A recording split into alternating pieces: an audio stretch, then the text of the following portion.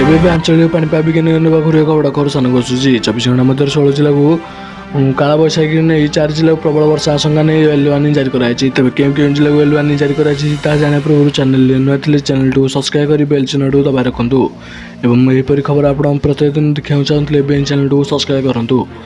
ସୂଚନା ଅନୁଯାୟୀ ଓଡ଼ିଶା ଉପକୂଳ ବଙ୍ଗୋପସାଗରରେ ସୃଷ୍ଟି ହୋଇଥିବା ଘୂର୍ଣ୍ଣିବଳୟ ଏବେ ସକ୍ରିୟ ରହିଛି। ଅନ୍ୟପକ୍ଷରେ ମୌସୁମୀ ନିମ୍ନଚାପ ରେଖା ଆଜି ତାର ସାଧାରଣ ଅବସ୍ଥାନଠାରୁ ଉତ୍ତରରେ ଅବସ୍ଥାନ କରୁଥିବାରୁ ରାଜ୍ୟର ମୌସୁମୀ ପ୍ରବାହ ଦୁର୍ବଳ ରହିଛି ଏବଂ ଏହା ଆଜି ଉତ୍ତରପ୍ରଦେଶର ମୁଜାଫର ମଧ୍ୟ ଦେଇ ପଶ୍ଚିମବଙ୍ଗର ବାଲୁରଘାଟ ପୂର୍ବ ଦିଗରୁ ମଣିପୁର ଯାଏ ଲମ୍ବିଛି। ଏହାର ପ୍ରଭାବରେ ଆଗାମୀ 5 ଦିନ ପର୍ଯ୍ୟନ୍ତ ରାଜ୍ୟର ବିଭିନ୍ନ ଜିଲ୍ଲାରେ କାଳବୈଶାଖୀ ଜନିତ ଝଡ଼ ବର୍ଷା ଓ ବଜ୍ରପାତ ସମ୍ଭାବନା ରହିଥିବା ବେଳେ 16 ତାରିଖରୁ ରାଜ୍ୟରେ ବର୍ଷାର ପରିମାଣ ବଢ଼ିବ ବୋଲି ଏକ ସତର୍କ ସୂଚନା ଜାରି କରିଛି ଭାରତୀୟ ପାଣିପାଗ ବିଭାଗରୁ ଭୁବନେଶ୍ୱର ସ୍ଥିତ ଆଞ୍ଚଳିକ କେନ୍ଦ୍ର। ଏବେ ଜାରି ସତର୍କ ସୂଚନା ଅନୁଯାୟୀ ଆସନ୍ତା 24 ଘଣ୍ଟା ମଧ୍ୟରେ ଅର୍ଥାତ୍ 16 ଅଗଷ୍ଟ ମଙ୍ଗଳବାର ଅପରାହ୍ନ ସୁଦ୍ଧା ରାଜ୍ୟରେ ବାଲେଶ୍ୱର, ଭଦ୍ରକ, ଯାଜପୁର, କଟକ, କେନ୍ଦ୍ରାପଡ଼ା, ଜଗତସିଂହପୁର, ଖୋର୍ଦ୍ଧା, ପୁରୀ, ନୟାଗଡ଼, ଗଞ୍ଜାମ, ଗଜପତି, ଅନୁଗୁଳ, ଢେଙ୍କାନାଳ, କେନ୍ଦୁଝର, ମୟୂରଭଞ୍ଜ, ସମ୍ବଲପୁର, ସୋନପୁର, ବୌଦ୍ଧ, ବଲାଙ୍ଗୀର ଓ କନ୍ଧମାଳ ପ୍ରଭୃତି ଉପକୂଳ ପଶ୍ଚିମ ଓଡ଼ିଶାର 20ଟି ଜିଲ୍ଲାରେ କାଳବୈଶାଖୀ ଜନିତ ଝଡ଼ ବର୍ଷା ଓ ବଜ୍ରପାତ ସମ୍ଭାବନା ରହିଛି।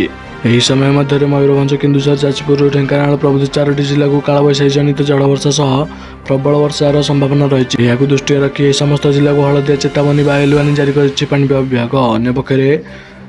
ଅନ୍ୟପକ୍ଷରେ ଟ୍ୱିନ୍ ସିଟି କଟକ ଓ ଭୁବନେଶ୍ୱର ସମେତ ଏହାର ପାର୍ଶ୍ୱବର୍ତ୍ତୀ ଅଞ୍ଚଳ ଆଜି ସକାଳୁ ଆକାଶରେ ଆଂଶିକ ମେଘାଚ୍ଛନ୍ନ ରହିଛି। ତେବେ ଟ୍ୱିନ୍ ସିଟି ଅଞ୍ଚଳର ଅପରାହ୍ନ ବିଳମ୍ବିତ ସନ୍ଧ୍ୟା ମଧ୍ୟରେ ବଜ୍ରପାତ ସହ ଅସରାଏ 2 ହାଲୁକା ମଧ୍ୟମ ଧରଣର ବର୍ଷା ହେବାର ସମ୍ଭାବନା ରହିଛି ବୋଲି ଭୁବନେଶ୍ୱର ସ୍ଥିତ ଆଞ୍ଚଳିକ କେନ୍ଦ୍ର ପକ୍ଷରୁ ଜାରି ସତର୍କ ସୂଚନାରେ କୁହାଯାଇଛି।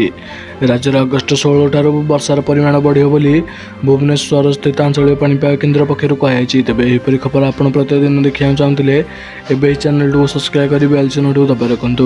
Report future TV.